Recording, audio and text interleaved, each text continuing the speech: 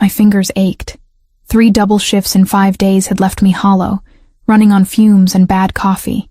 The last patient had walked out 20 minutes ago, a 7-year-old with a stutter whose mother couldn't afford proper therapy. I'd see him again next week. Pro bono. Like most of my caseload. I locked the front door of the clinic, the old deadbolt sticking like it always did. Queens at night had a particular quality to it. Not dangerous exactly, just tired. Working-class exhaustion painted on every face that passed under the streetlights. My people. The ones who needed help, but couldn't pay Manhattan prices for it. My phone buzzed as I shouldered my worn messenger bag. Carmen, my best friend and the nurse who kept my tiny practice from complete chaos. "Please don't tell me Mrs. Rodriguez is in labor," I said by way of greeting. She was 8 months pregnant, and insisted I coach her through breathing exercises, even though that was definitely not in my job description. Worse, Mount Sinai just called me looking for you. They need a speech therapist. Pediatric case. Emergency. I closed my eyes, leaning against the clinic door. Every muscle in my body screamed for my bed. My studio apartment with its lumpy futon and persistent radiator clank suddenly seemed like paradise. "Carmen, it's 9 at night. I'm dead on my feet. It's a kid, Elena. Trauma case. They specifically asked for someone who specializes in selective mutism." Guilt twisted in my chest. That was my specialty. The children who stopped speaking after witnessing something too terrible for words. I'd written my thesis on it. Lived it in some ways. After my parents died. Which hospital? Mount Sinai. VIP wing. They'll be waiting for you. VIP wing. That meant money. Maybe this one time, I'd actually get paid properly. Enough to cover this month's rent without choosing between groceries and electricity. On my way, the subway ride to Manhattan gave me time to pull myself together.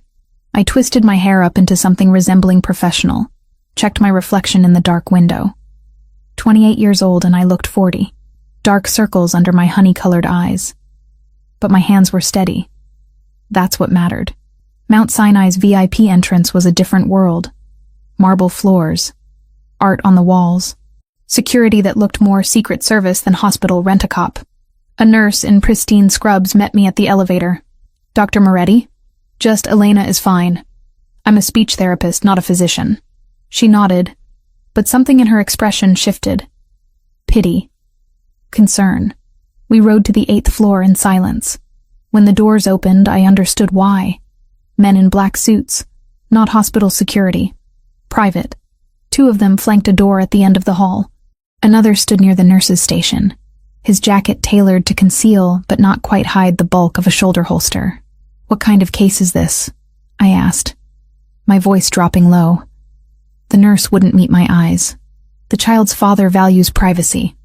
We've had 3 specialists today. None of them could get through to the boy." She led me past the guards. They watched me with professional detachment. Assessing. Cataloging. Making me feel like a potential threat rather than help. Inside the room, medical equipment beeped softly. A child sat on the hospital bed, knees drawn to his chest, staring at nothing. 6 years old, maybe 7. Dark hair, pale skin, eyes the color of jade that looked decades older than they should. "He won't speak," a doctor said from the corner. Exhaustion lined his face too. "Won't interact. Physically, he's fine. Mentally?" He shrugged helplessly. I approached slowly, keeping my movements small. Non-threatening. The boy didn't react. Didn't even track my motion. "Can everyone leave?" I asked. The doctor hesitated. His father requested, "I can't work with an audience. Give me 30 minutes." They filed out. All except one guard who positioned himself outside the glass partition. Watching. Always watching. I sat on the floor. Not on the bed, not in a chair. On the cold linoleum, cross-legged like a kid myself. From my bag, I pulled out colored pencils and paper. Started drawing. Nothing specific. Just shapes. Colors. Movement. Minutes passed. The boy's eyes flickered toward me. Once. Twice. I didn't speak. Didn't push. Just drew. When his small hand reached out and took a green pencil, Something tight in my chest loosened. He drew a tree. Bare branches. No leaves. Then, with a red pencil, a single spot of color at the base. Blood. A flower. I couldn't tell. But he was communicating. For the first time in who knows how long, this child was showing me his inner world. I added to his drawing. Gently. A bird on one branch. Still there, even in winter. Still present. His green eyes lifted to mine. The weight of old pain in that gaze made my breath catch. This boy had seen something. Witnessed horror no child should ever know. "You're safe," I whispered. Not a therapy technique. Just truth. Right now, in this moment, you're safe. His hand trembled, but he kept drawing. Behind the glass, I felt eyes on me. Not the guard. Someone else. The intensity of that stare raised goosebumps on my arms. But I didn't turn. Didn't break the fragile connection I'd built with this broken child. By the time I emerged, it was past 11. The doctor looked stunned. He engaged. Actually engaged. In 3 years, we've never... He shook his head. "His father wants to speak with you." "I need to..." He insists. The parking garage was nearly empty. My ancient Honda Civic sat alone under a flickering light. I was fumbling for my keys, bone-tired and emotionally wrung out, when footsteps echoed behind me. "Dr. Moretti." I turned. The man from behind the glass. I knew without being told. The father. He was tall. 6'2", maybe 6'3". Dark hair swept back from a face that belonged on Roman coins. Sharp jaw. Stronger features. But it was his eyes that stopped me. Green like his son's, but Arctic. Calculating. The eyes of a man who saw everything and gave away nothing. "Just Elena," I managed, hating how my voice wavered. "You helped my son." Not a question. His voice was deep, accented with something Mediterranean. Italian, maybe. Each word precisely chosen. 3 years, 15 specialists. You accomplished in 1 hour what they couldn't in months. I got lucky. Sometimes kids respond to art therapy when traditional methods fail. He moved closer. Not threatening, but deliberate. The expensive fabric of his suit whispered with each step. This was a man accustomed to being obeyed. "I want to hire you. Exclusive contract. Name your price." The offer hung between us. Tempting. God, so tempting. My rent was overdue. The clinic barely broke even. I could pay off my student loans, maybe even afford real furniture. But something in his intensity set off warning bells. "I can't," I said. "I have other patients. Children who need me. I can't abandon them for one case, no matter how much you're offering." His expression didn't change. But something flickered in those cold eyes. Surprise? "Everyone has a price, Dr. Moretti." "Elena, and you're wrong." I turned toward my car. My hands shook as I tried to unlock it. He was still there, watching, waiting. "Your son needs therapy," I said without looking back. "Not an employee. He needs someone who chooses to help him, not someone on your payroll. I'll come back, but on my terms. I work with him at my clinic, my schedule. You don't buy me, understand?" Silence. Then, soft enough I almost missed it. "What's your name?" "I told you. Elena. Your full name." "Elena Moretti. 28 years old. Speech therapist. Licensed in New York. Specializing in childhood trauma and selective mutism."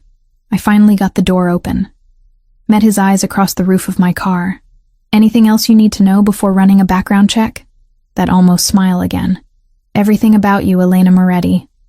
I'll know by morning." Creepy, but not surprising. "Good night, Mr. Bellavita. Adriano Bellavita." The name meant nothing to me.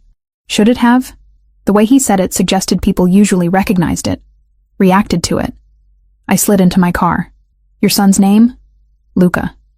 "Luca," I repeated softer. "He's strong. Stronger than you probably realize. Tomorrow, 6 p.m., I'll come back. But we do this my way, or not at all." I drove away. In my rearview mirror, Adriano Bellavita stood under the parking garage lights, watching until I disappeared from view. My phone rang before I hit the highway. Unknown number. "You should know." His voice filled my car, dark and certain. "No one refuses me, Elena. No one walks away from Adriano Bellavita on their own terms. Well, I said, surprising myself with the steadiness in my voice. I just did. See you tomorrow. Don't be late. I hung up. My hands were shaking. My heart raced. But somewhere under the fear, under the exhaustion, something else stirred. I'd just said no to the most dangerous man I'd ever met. And somehow, impossibly, I'd survived it. What I didn't know yet was that surviving him would be the easy part. It was wanting to stay that would nearly destroy me. The week passed like water finding cracks in stone, slow, relentless, changing everything it touched. 3 times a week, I drove from Queens to the Upper East Side, leaving behind my cramped clinic to enter Adriano Bellavita's fortress. Each visit felt like crossing into another country, one where men in dark suits watched from corners, where marble floors echoed with footsteps that never seemed to belong to anyone, where cameras tracked movement through hallways wide enough to hold my entire apartment. But none of that mattered once I sat across from Luca. The boy was 6 years old, I'd learned. 6 years of silence since the day his mother died. 6 years of specialists failing, of medications that dulled but never healed, of a father who ruled an empire but couldn't reach his own son. On my 3rd visit, something shifted. Luca sat by the window in what they called the therapy room, a converted library with floor-to-ceiling shelves and afternoon light that made dust motes dance like tiny spirits. His small hands moved across paper, creating shapes that weren't quite pictures, but weren't meaningless either. Trees without leaves, birds without wings, a house with no door. I didn't speak, just watched, just existed beside him in the quiet. Then his fingers reached toward a set of wooden blocks I'd brought. Not the expensive therapeutic toys his father had surely purchased, but simple painted cubes my grandmother had made me when I was young. They smelled like her attic, like memory. Luca stacked them, not randomly, but deliberately, building something only he could see. His lips moved, forming soundless words. Almost. So close. A throat cleared behind me. I turned to find a woman in her 50s standing in the doorway, silver threaded through her black hair, pulled back in a practical bun. Her face carried the kind of warmth that comes from years of caring for others. Laugh lines around dark eyes that assessed me with maternal precision. Forgive the interruption. Her accent was Italian, rich as olive oil. I am Sophia. I manage the household. And apparently, I also managed to interrupt important moments. But she was smiling. And more remarkably, Luca had turned to look at her. Actually looked, instead of staring through people like they were glass. He likes you, Sophia said quietly, moving into the room with practiced ease. In 3 years, I've never seen him build anything. He knocks things down, never builds. The implication settled heavy in my chest. This boy had watched his world collapse. Why would he construct anything when experience taught him it would only fall? Will you stay for dinner?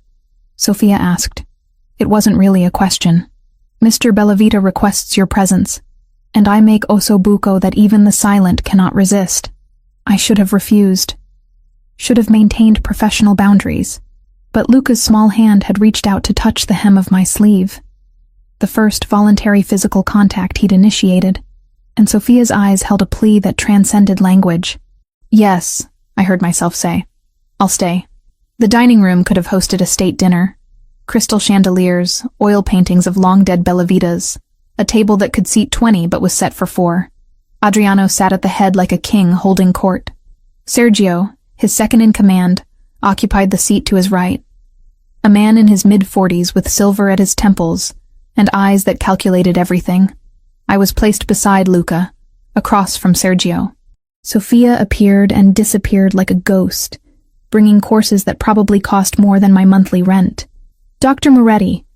Sergio's voice was smooth, educated. My employer speaks highly of your work. Unusual for him to speak highly of anyone. Just Elena, I corrected. And I'm just doing my job. Your job. Adriano finally spoke, his voice cutting through the pretense like a blade through silk.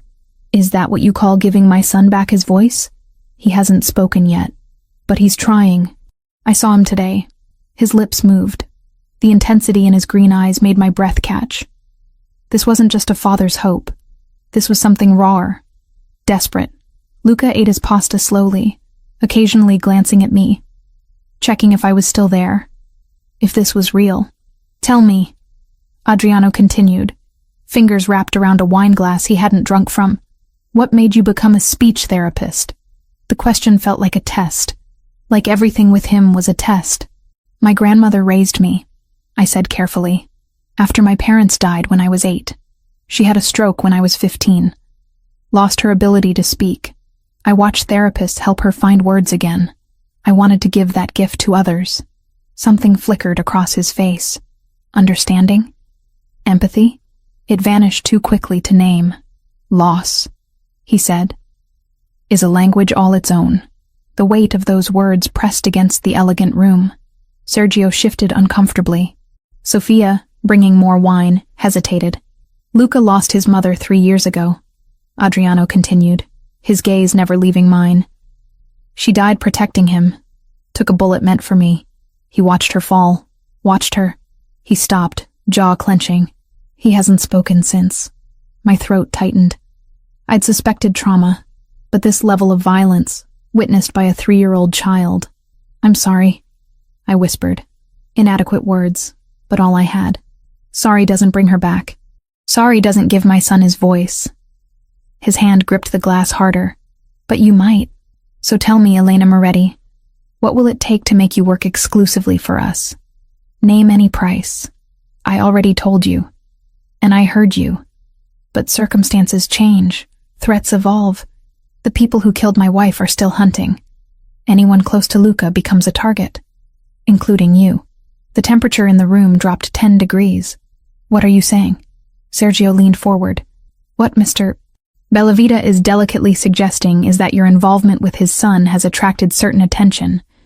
The Solonsevskaya Bratva, Russian Mafia," Adriano cut in.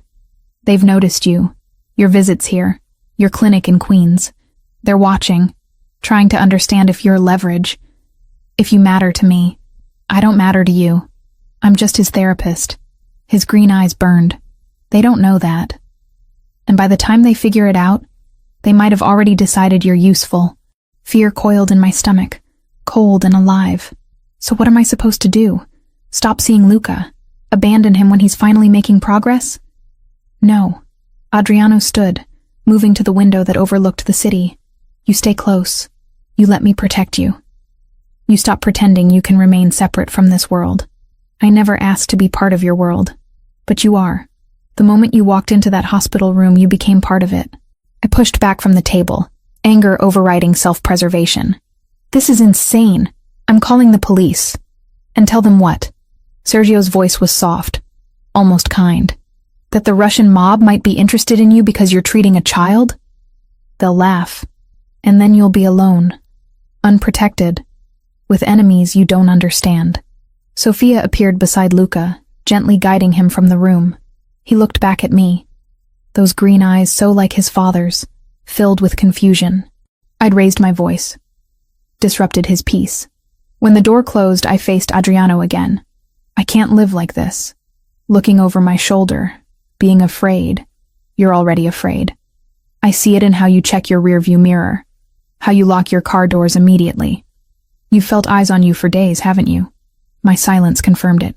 "That black SUV 3 blocks from your clinic," he continued. "The man in the coffee shop who's there every time you stop for your morning caffeine. The clicks on your phone line. You've noticed but told yourself it was paranoia.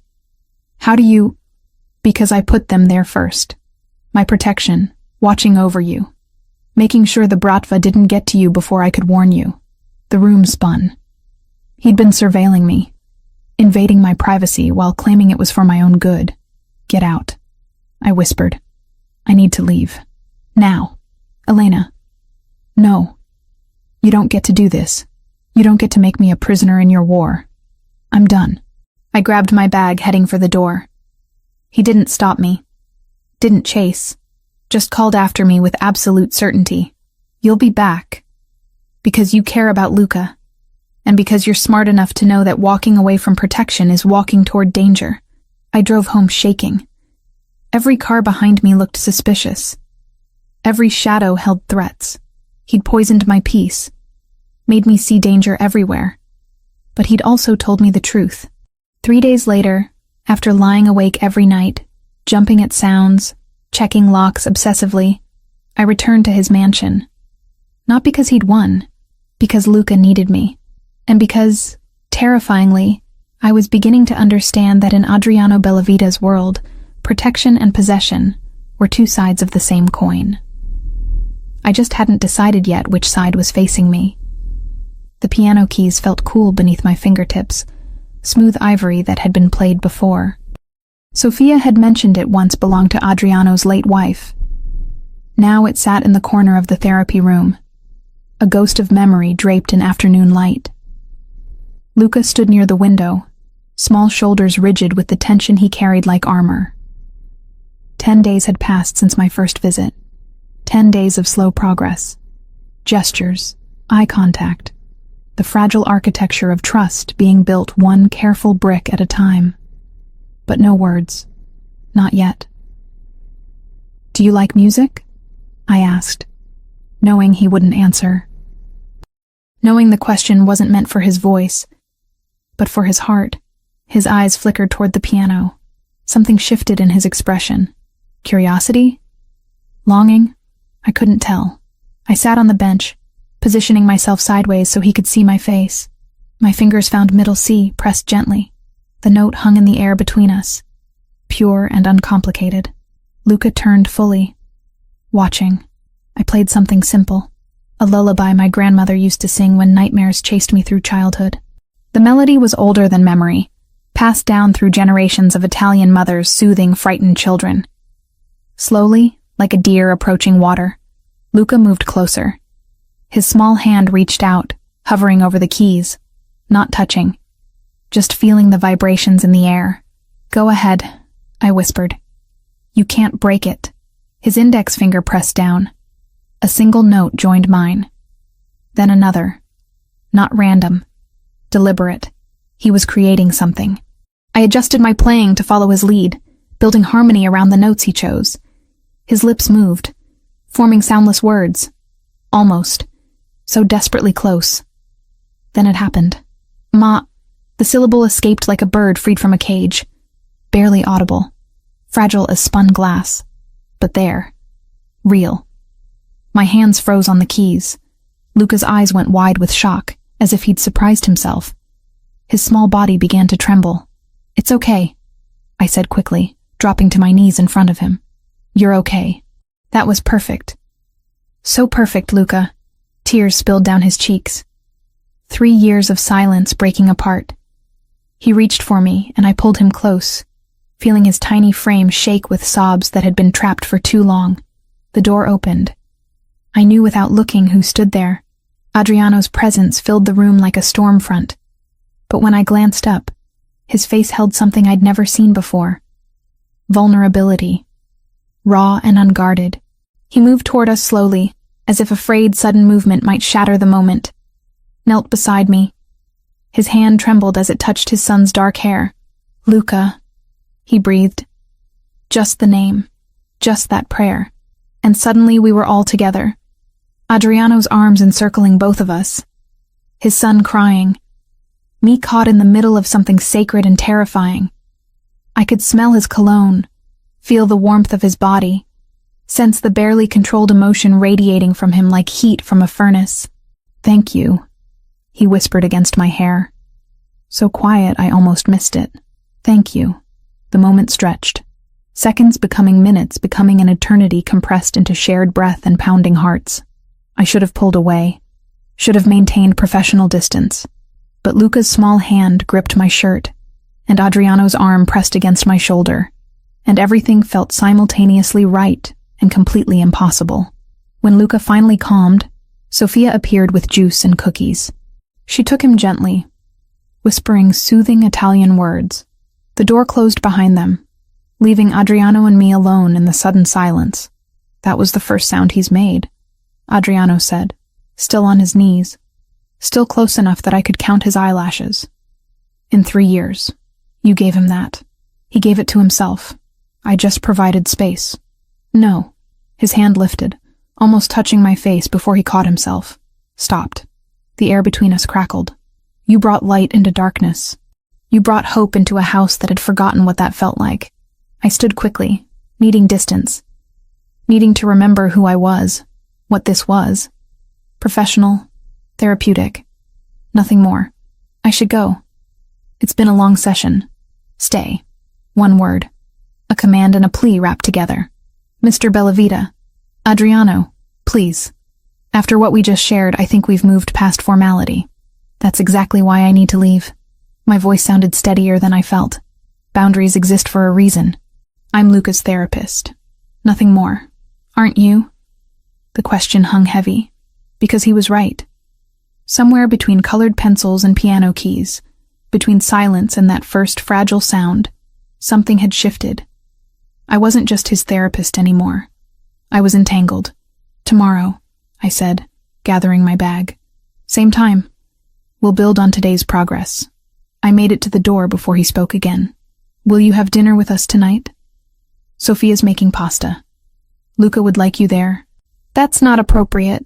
Since when is sharing a meal inappropriate? Since you started looking at me like that. The words escaped before I could stop them. Adriano's eyes darkened. He closed the distance between us in 3 strides. Like what? His voice dropped to barely above a whisper. Like you're the first thing that's made sense in 3 years? Like your sunlight after nothing but night? My back hit the door. He stopped inches away. Not touching. Not threatening. Just there. Overwhelming every sense. You're my son's therapist, he said, echoing my own thoughts. You're inappropriate. You're impossible. And I can't stop thinking about you. His hand lifted again. This time his fingers brushed my cheek. Feather light. There and gone. But the touch burned. Adriano. His phone erupted with harsh ringtone. He cursed in Italian, pulled it from his pocket. Sergio's name flashed on the screen. What? His voice turned cold. Professional. The mask slamming back into place. I couldn't hear Sergio's words, but I watched Adriano's expression change. Harden. Transform into something dangerous. I'm on my way. He ended the call. Looked at me with regret and fury warring in his eyes. I have to go. Don't leave. Wait here. I need to... Wait. Please. Then he was gone. I stood there trembling, confused, terrified by how much I'd wanted him to kiss me, by how close I'd been to letting him. 20 minutes later, I was driving back to Queens, my hands still shaking on the wheel. 2 days passed without word from him. 2 days of seeing my normal patients, trying to focus on work, jumping every time my phone rang. Then Carmen called at 2 a.m. Elena, get to the clinic. Now. I'd never heard her voice shake before. The storefront was destroyed, glass everywhere, graffiti in Russian covering the walls, equipment smashed, files scattered across the floor like murdered paper. Carmen stood in the wreckage, phone in hand, tears streaming down her face. The police just left, she said. They called it vandalism, random. But Elena? She held out her phone. This was spray painted on your office door. I looked at the photo. Russian words I didn't understand, but the meaning came through clear enough in the image beneath them. A target, with my name. This isn't random, Carmen whispered. Someone knows you. Someone sending a message. My phone buzzed. Unknown number. But I knew. Are you hurt? Adriano's voice was controlled fury. How did you... Are... you... hurt? No. But my clinic... I'm 10 minutes away. Don't move. Don't talk to anyone. Wait for me. Adriano, what's happening? The Bratva found you. They're sending a message to me through you. Pack what you need from your apartment. You're not going back there. I'm not going anywhere with... This isn't negotiation, Elena. They know where you work, where you live. They know you matter to me, and that makes you a target. I don't matter to you. I'm just... If you were just my son's therapist, they wouldn't have touched your clinic. But you're more than that. And we both know it. Black SUVs appeared at the end of the street. 5 of them, moving in formation. You have a choice, Adriano said. Stay here, unprotected, and wait for them to decide you're worth taking. Or come with me. Let me keep you safe. Carmen gripped my arm. Who is that? Elena, what have you gotten into? The SUV stopped. Adriano stepped out of the lead vehicle, phone still at his ear. Even from a distance, he looked lethal. Purpose and power wrapped in an expensive suit. Choose, he said, but choose now. I looked at my destroyed clinic. My life's work scattered and broken. Thought about my empty apartment with its flimsy locks. About Luca's green eyes and that first fragile sound. About Russian words spray-painted like a death threat. If I come with you, I said quietly, I do it for Luca. Not for you.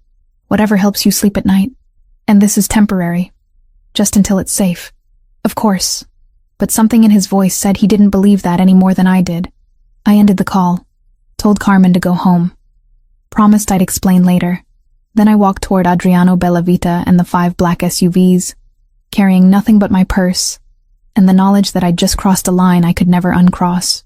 He opened the door for me, his hand at the small of my back as I climbed in. Possessive, protective, the boundaries between the two already blurring. You'll stay at the mansion, he said, sliding in beside me. Separate wing, total privacy, just until we neutralize the threat. How long will that take? His jaw clenched. As long as necessary. The SUV pulled away from my ruined clinic. From my old life.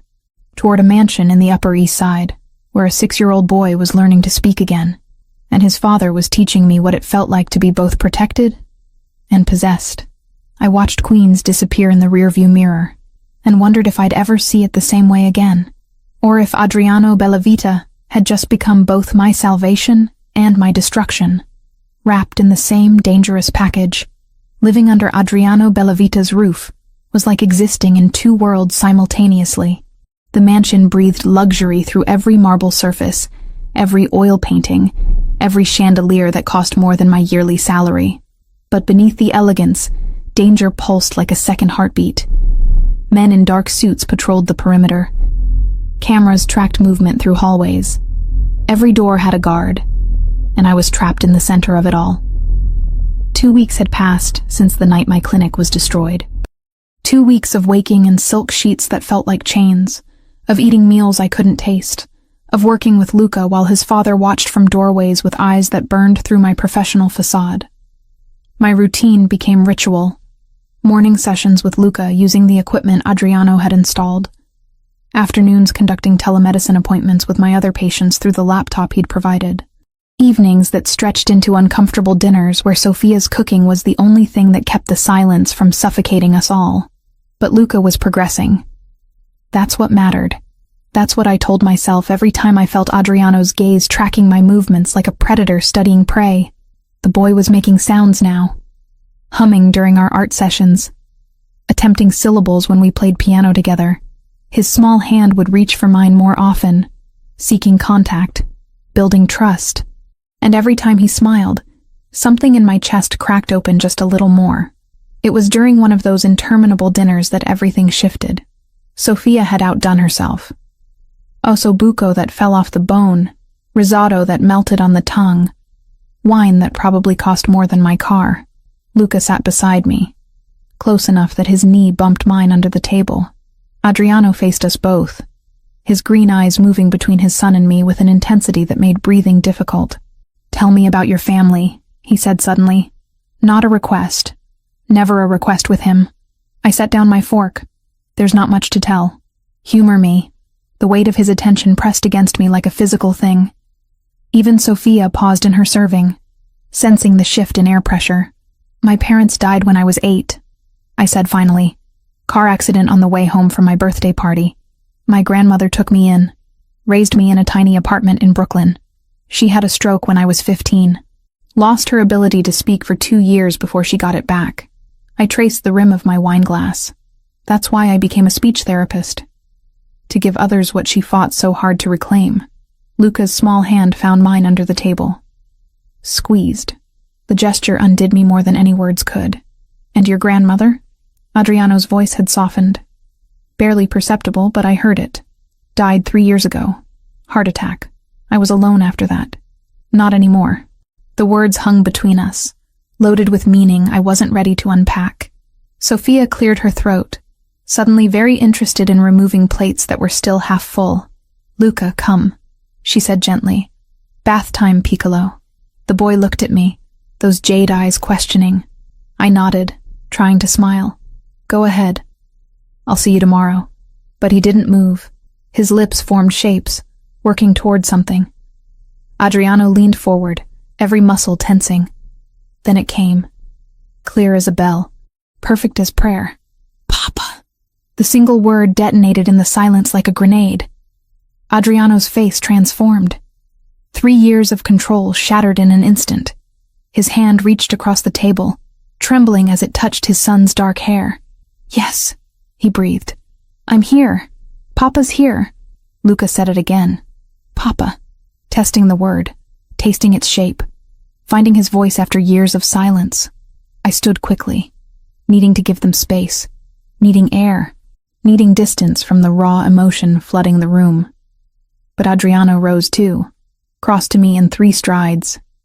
His eyes blazed with something feral and grateful and desperate all at once. "You did this," he said. "You brought him back. He brought himself back. His hand lifted, cupped my face. His thumb traced my cheekbone with aching gentleness. The contact sent electricity racing down my spine. "Elena," he whispered. My name had never sounded like that before, like benediction and damnation wrapped together.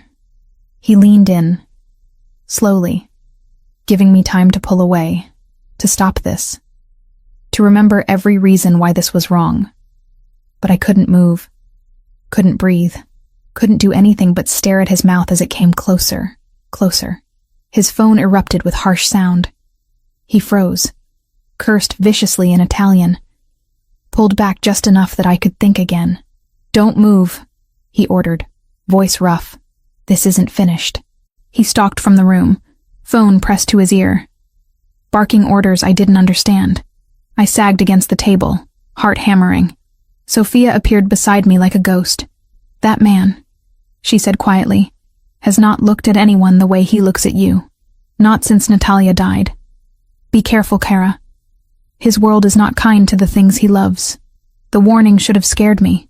Instead, it made something dangerous bloom in my chest. Hours later, I lay awake in my borrowed bed, staring at shadows on the ceiling.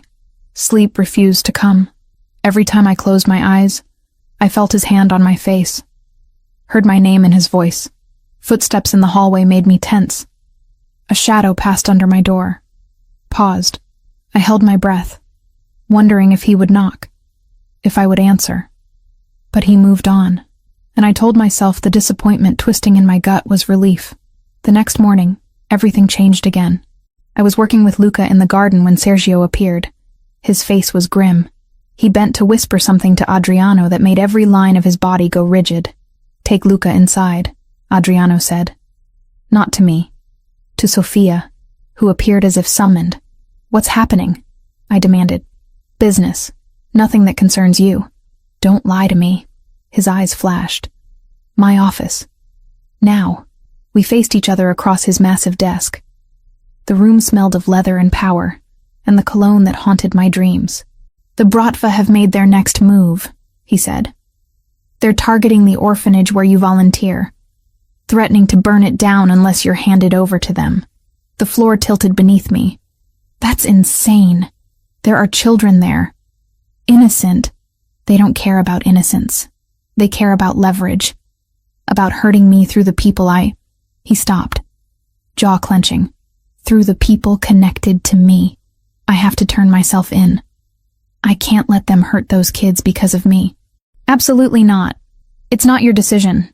The hell it isn't." He moved around the desk, loomed over me. "You think I'll let them take you? Use you? Destroy you to get to me? It's not about you. It's about innocent children who need protection more than I do. You don't understand what they'll do to you, Elena. The Bratva don't negotiate. They torture. They break. His voice cracked. "I can't. I won't lose someone else." The raw pain in his voice stopped my argument cold. That night, I made my decision. At 2 a.m., I packed a small bag, Left a note for Luca explaining I had to go help some children, that I'd come back when I could. I made it halfway down the hallway before strong hands caught my arms. Adriano spun me around. Fury and fear warred in his expression. Where the hell do you think you're going? To turn myself in, to save those kids. Over my dead body. It's not your choice.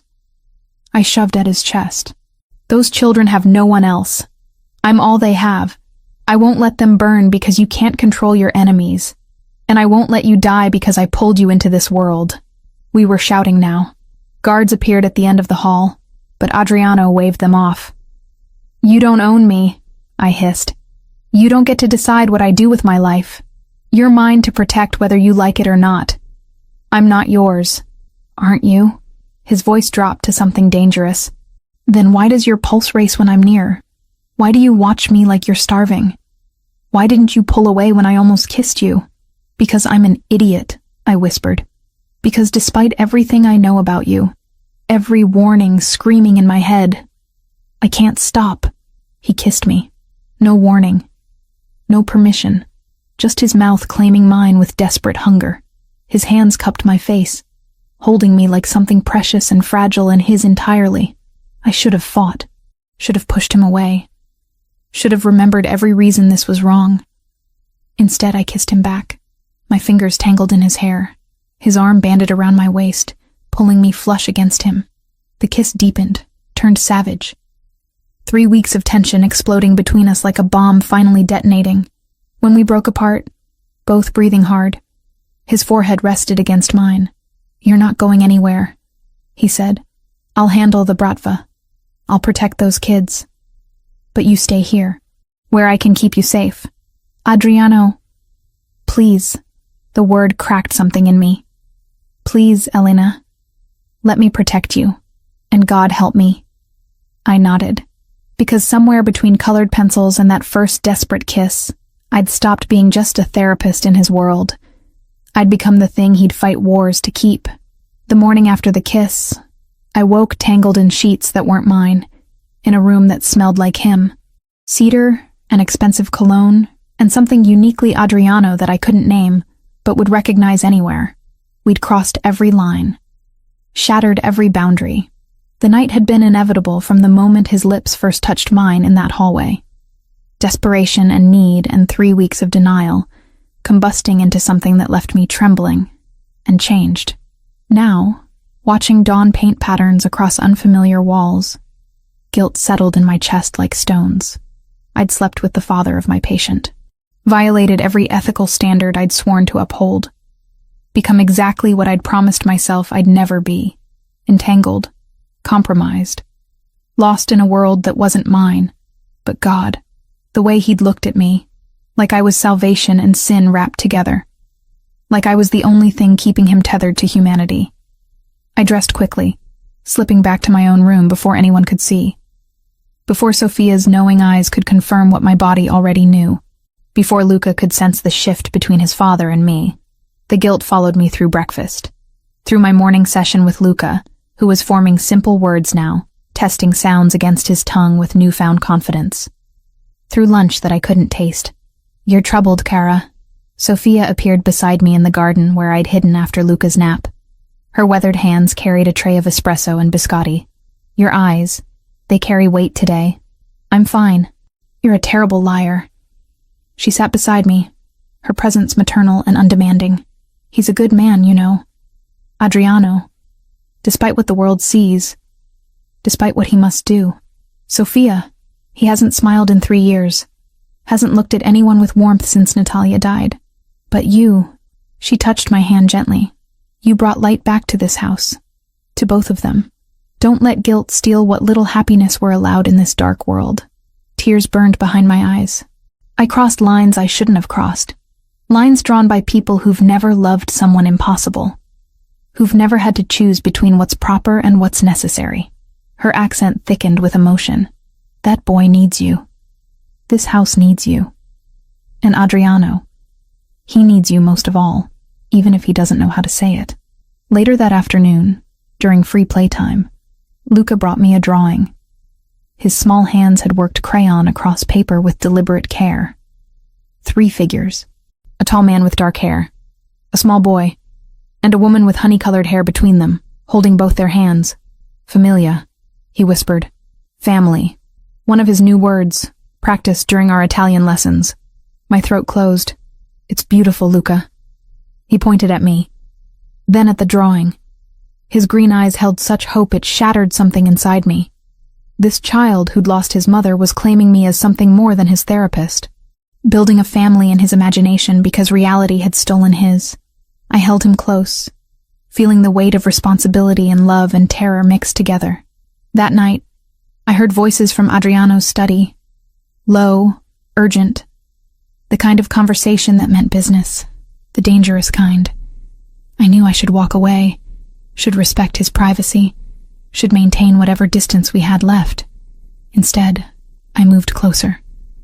Pressed my ear against the heavy door. Hit them before they hit the orphanage. Adriano's voice was ice. I want Victor Morozov eliminated. No warnings, no negotiations. We end this. That's war. Sergio's voice carried caution. Total war with the Bratva. Are you certain she's worth... Don't finish that sentence. Fury vibrated through every word. Elena is not up for discussion. The orphanage is not negotiable. We strike first. Hard enough that they never threaten mine again. The men are ready. But Adriano, this could cost...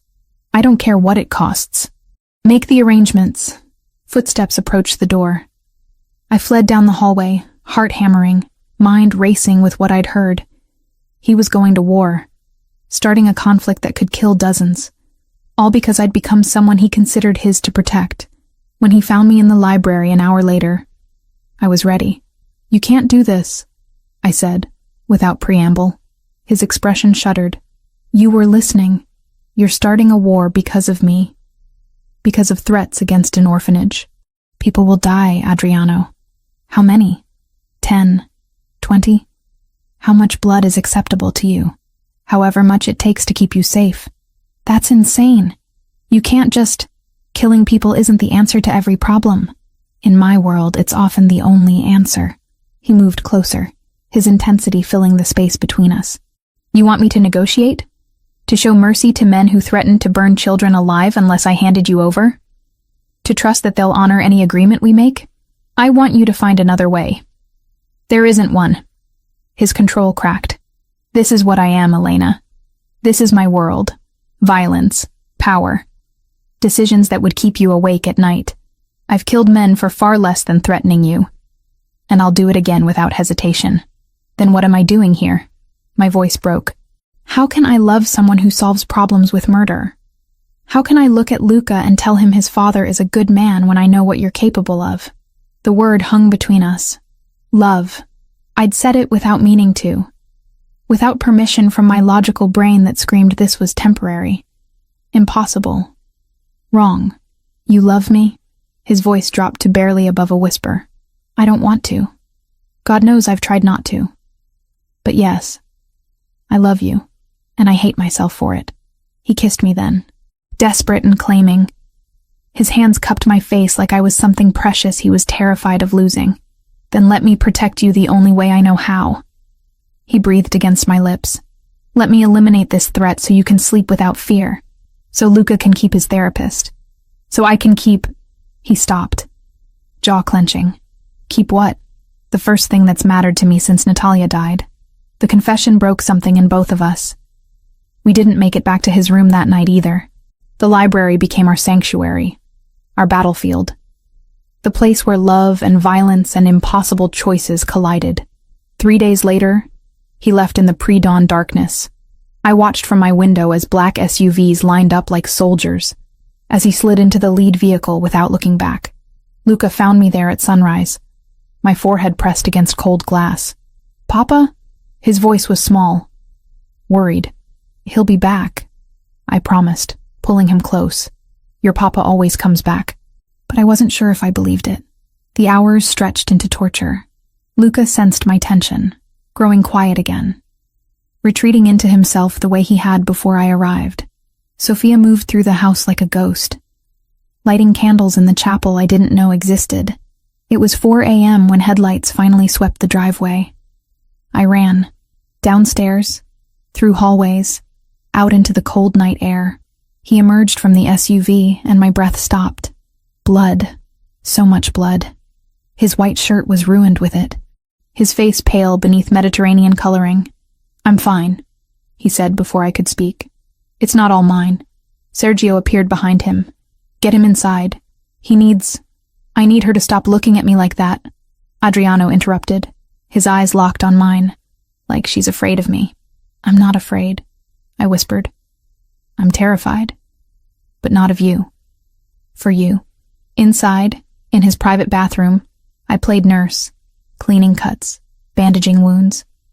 A deep gash on his forearm that should have had stitches. Bruised ribs that made him hiss when I touched them. "It's done," he said as I worked. "Viktor Morozov is dead. The threat is eliminated. You're safe now." My hands shook as I wrapped gauze around his arm. "How many? Don't ask questions you don't want answered. How many men died tonight because of me? None of them died because of you." He caught my chin, forcing me to meet his eyes. "They died because they threatened innocence. Because they chose this life. Because in war, there are casualties. But not you. Never you." Tears fell despite my attempts to stop them. He wiped them away with bloody knuckles.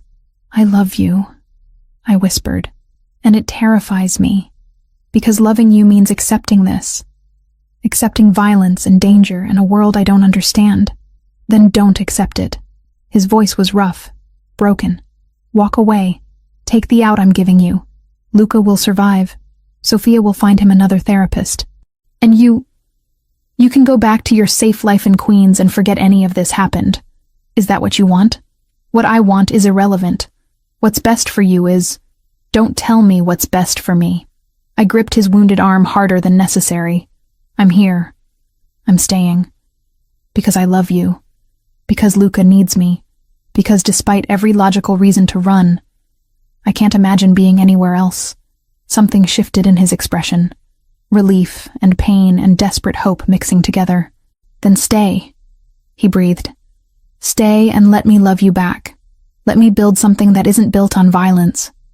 Let me try to be the man you deserve instead of the monster I've become." I kissed him, tasted blood and promises and impossible futures on his lips. "You're not a monster," I whispered. "You're just a man trying to protect what's his. And whether I like it or not, I'm his now too." "Welcome to my hell," his eyes said.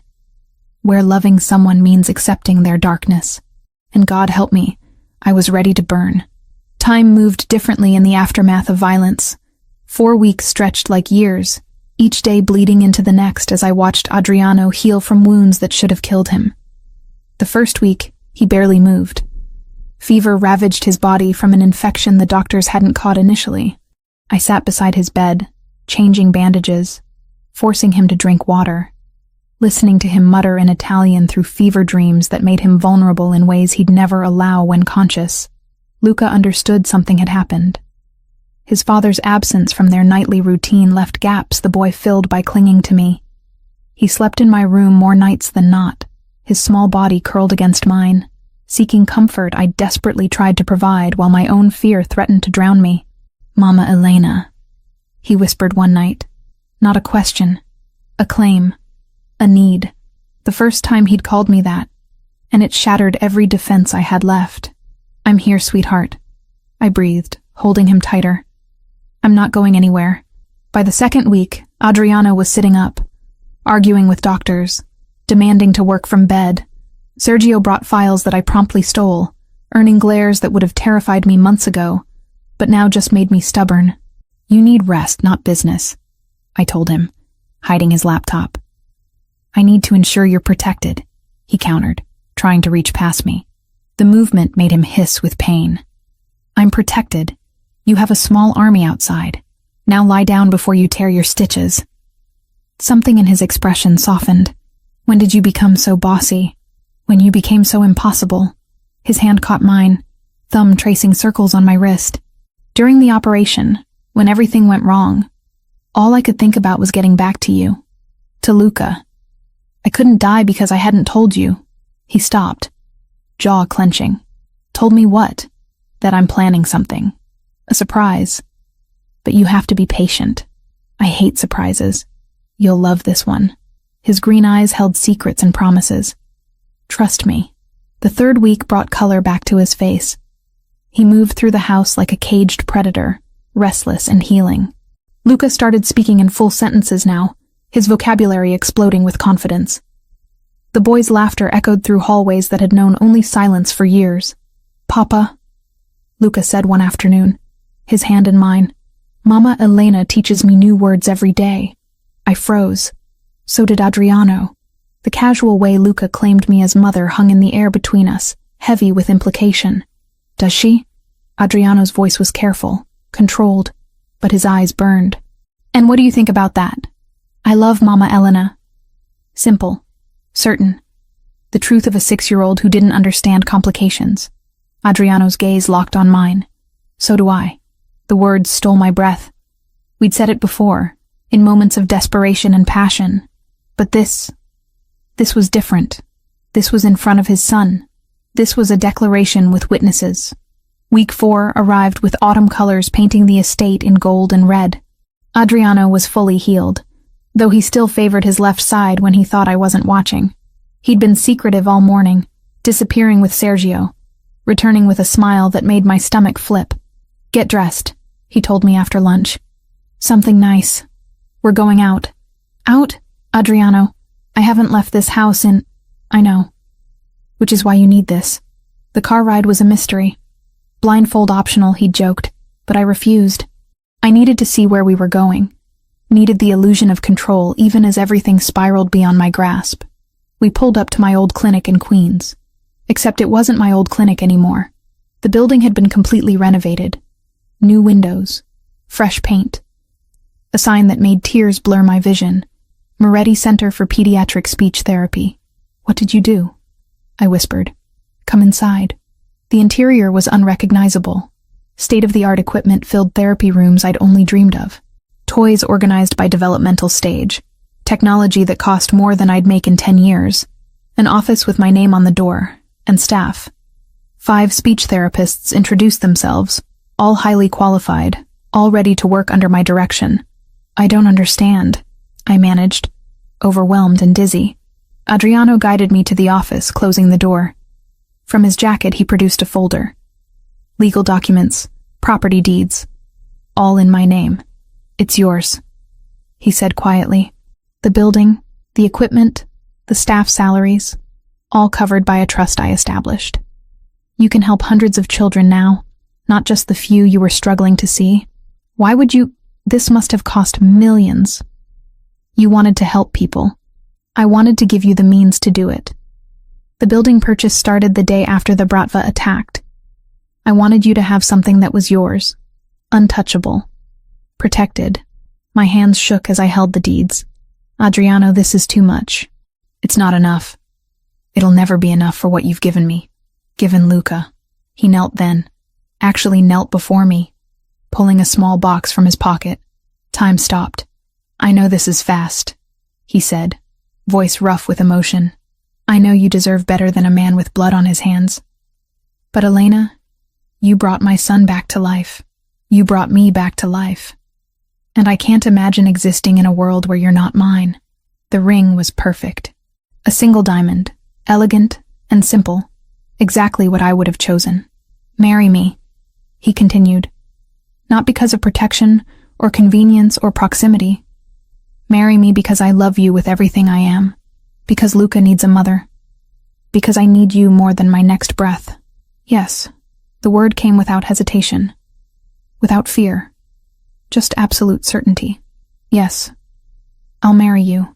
He slid the ring onto my finger, then stood, pulling me into a kiss that tasted like promises and futures, and everything we'd fought to build together. "I love you," I breathed against his lips, "even when I shouldn't.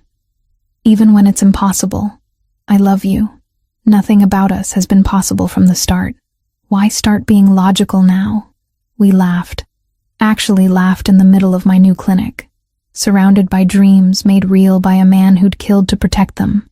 That night, back at the mansion, Luca's shriek of joy when he saw my ring could probably be heard in Manhattan. Sophia cried. Sergio actually smiled, and for one perfect moment, everything felt like it might actually work. But later, after Luca slept and celebrations faded, I found Adriano on the terrace. His shoulders were tense, his jaw tight. What's wrong? Sergio received intelligence tonight.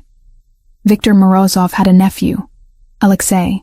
He's been quiet since his uncle died, but our sources say he's regrouping, building his own faction. Cold dread settled in my stomach. You think he'll come after us? I think men like Alexei live for vendetta.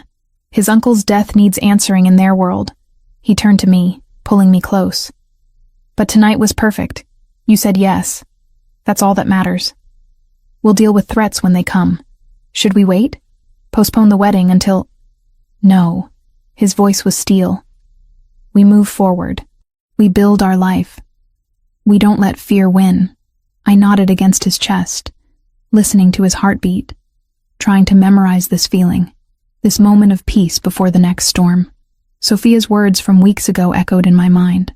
In our world, we never know how long happiness will last, so I held him tighter, wore his ring with pride, and chose to believe that love could survive anything, even when darkness waited in the wings, patient and hungry, counting down the moments until it could strike. Wedding preparations consumed the next 2 weeks like a fever. Sophia transformed the mansion into something from a dream. White roses everywhere, strings of lights that turned evening into magic. A chapel on the estate I'd never noticed, decorated with centuries of Bella Vita history. But beneath the beauty, I felt the weight of watching eyes. Security doubled. Guards I didn't recognize appeared at every corner, and Adriano's tension grew with each passing day, coiling tighter like a spring about to snap. I'd started going to the clinic during preparations, 2, sometimes 3 times a week to meet my new staff, review treatment protocols, familiarize myself with equipment that still felt too expensive to touch. The therapists were brilliant, experienced, compassionate, eager to help the children who needed us most. Luca came with me sometimes, fascinated by the sensory room with its bubble tubes and fiber optic lights. He'd talk to other children now, his vocabulary expanding daily, his confidence blooming. Watching him help a younger child learn to form sounds made my heart swell with pride. "Mama Elena," he said one afternoon, tugging my sleeve. "When you marry Papa, I get to call you just Mama." I knelt beside him, throat tight. "If you want to, sweetheart, I'd be honored." "Good." He hugged me fiercely. "Because you're my mama now. The best mama." The night before the wedding, I couldn't sleep. Nerves and excitement and something darker churned in my stomach. I found Adriano on the terrace where we'd first really talked, staring at the city lights below. Second thoughts. His voice carried forced lightness. "About marrying you?" "Never." I moved beside him. "But you've been tense all week. What aren't you telling me?" His jaw clenched, the mask he wore so well cracking slightly. "There are things I've kept from you, to protect you, to let you have these weeks of happiness without fear." Ice formed in my veins. "What things?" He turned, capturing my hands in his. "Alexei Morozov, Victor's nephew. He's been quiet since his uncle died, but my intelligence says he's rebuilding, gathering the remnants of the Bratva, and he's sworn vendetta. Why didn't you tell me?" I pulled back, betrayal sharp in my chest. "Because you deserve to plan our wedding without that shadow.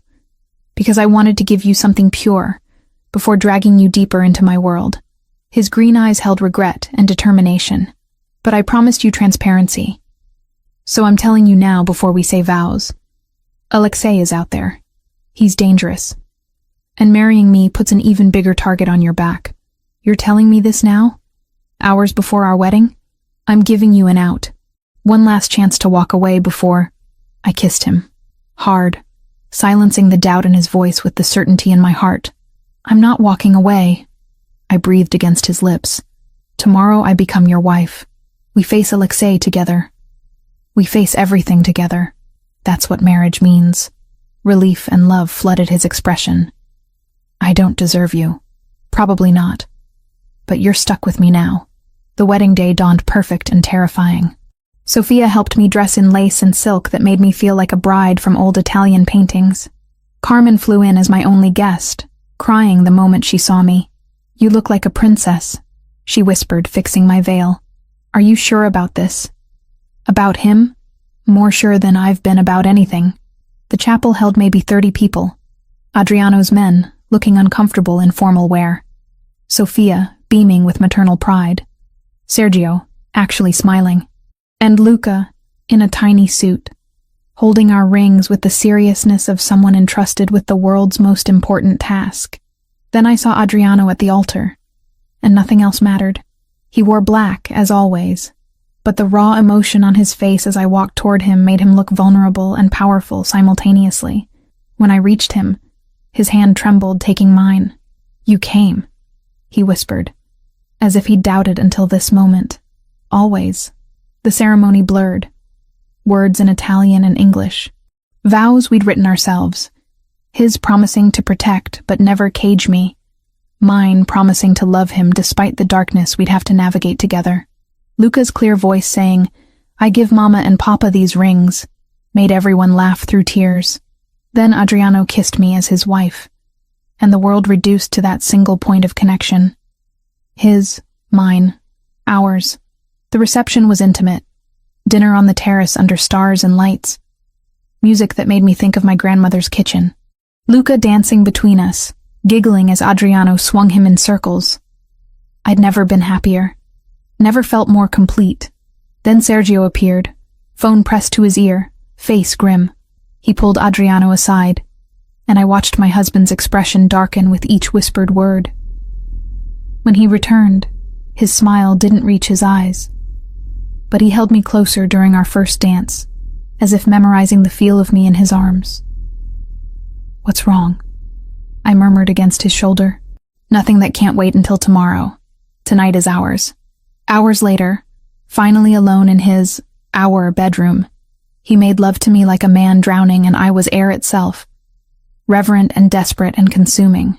"I love you," he breathed against my neck. "More than I thought possible. More than is probably safe." "Good," I whispered back. Because safe was never what we were about. Morning came too quickly.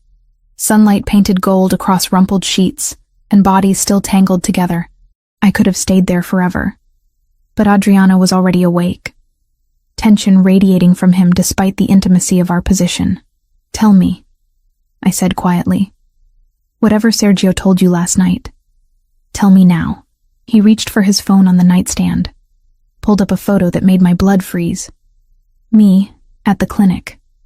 Recent. From this week. With a rifle scope crosshair painted over my face in red.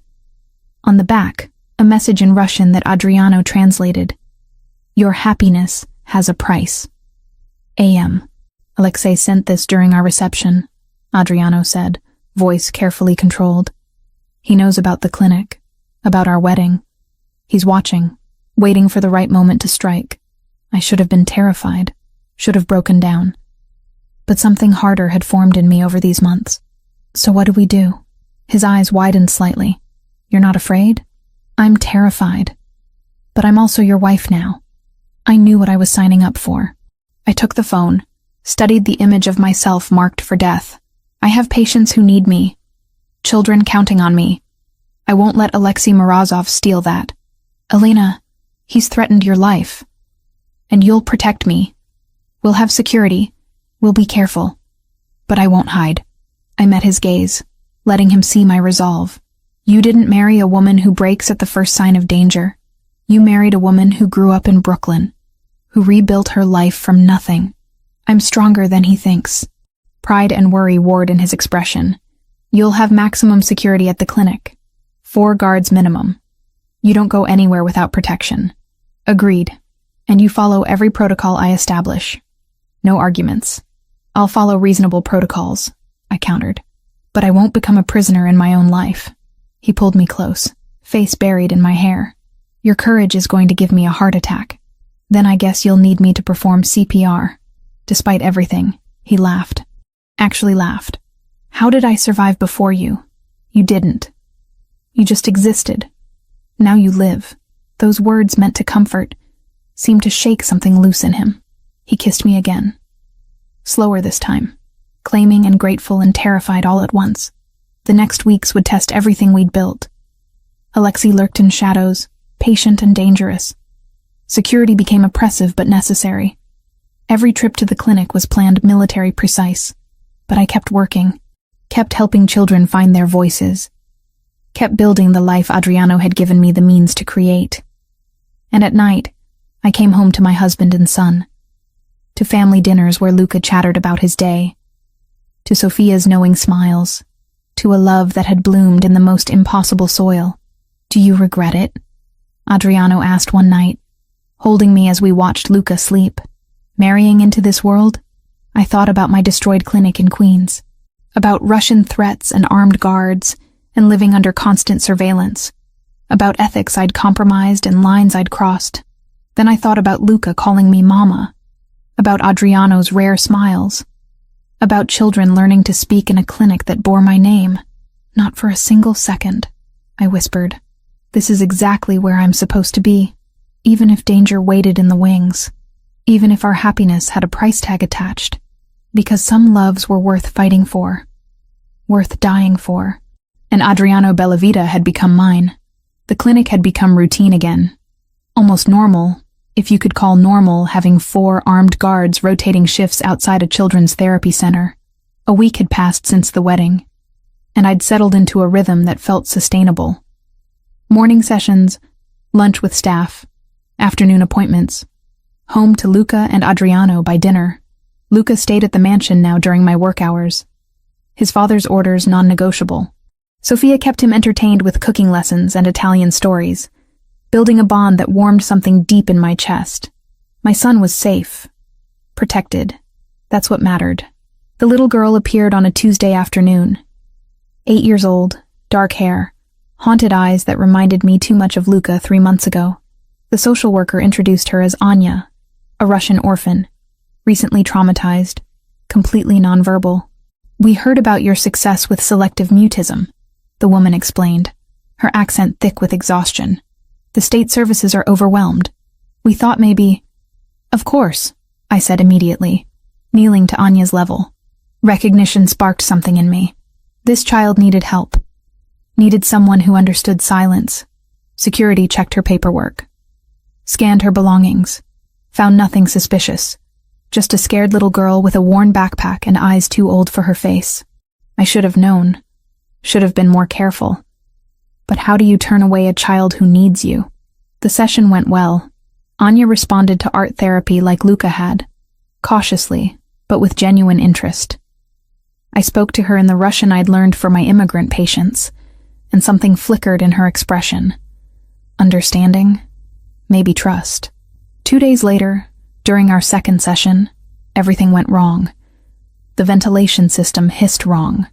I noticed it first. A chemical smell. Too sweet. Too heavy. My training kicked in faster than thought. "Everyone out!" I shouted to the staff in the main area. "Gas! Get the children!"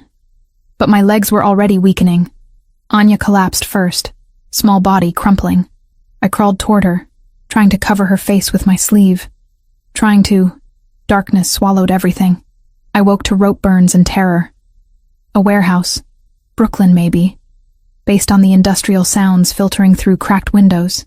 Anya beside me, whimpering, her small hand gripping mine with desperate strength. "It's okay," I whispered in Russian, forcing calm into my voice despite the panic clawing my throat. "We're going to be fine. I promise." 3 guards rotated watches. Professionals, but bored. They'd been told we were bargaining chips, nothing more. They didn't see us as threats. That was their mistake. I'd grown up in Brooklyn, learned to pick locks with a hairpin when I was 12 and locked myself out. The muscle memory returned as I worked the rope binding my wrists, fingers trembling but steady enough. Anya watched with wide eyes as I freed first myself, then her. "When I say run," I breathed in Russian. "You run to the back door. Don't look back. Understand?" She nodded. This brave little girl who'd been through too much already. The guard's lighter sat on a crate near scattered newspapers. Careless. Fatal.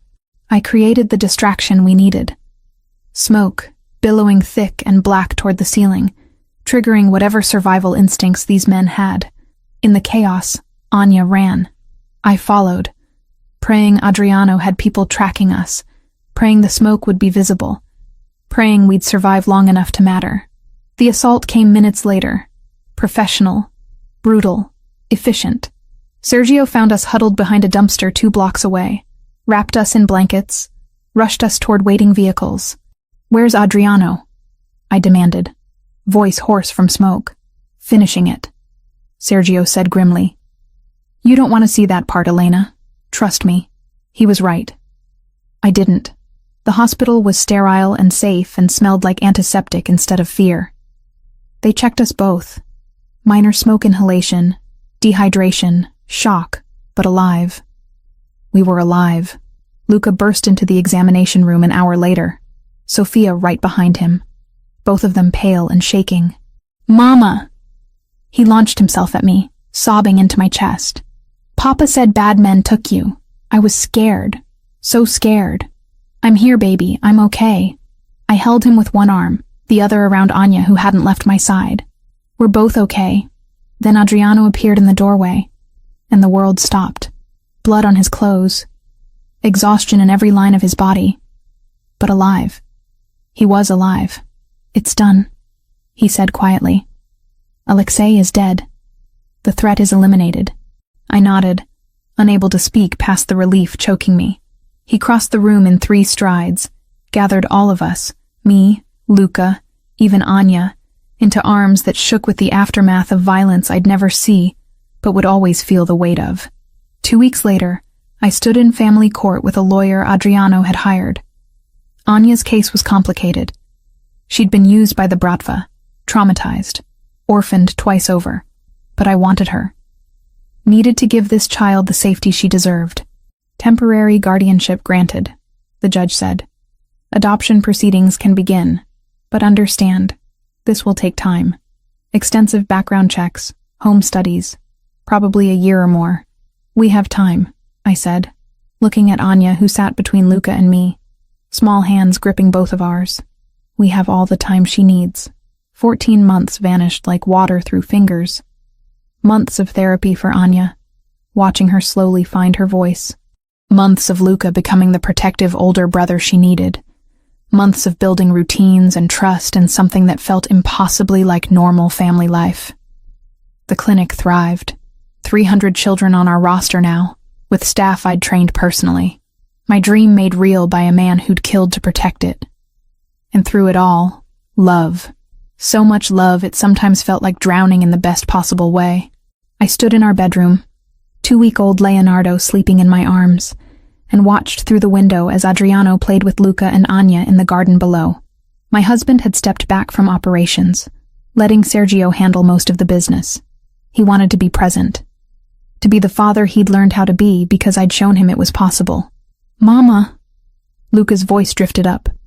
"Anya said her first joke. Come here." I smiled, tears pricking my eyes. Yesterday, the adoption had been finalized. Anya Moretti Bellavita.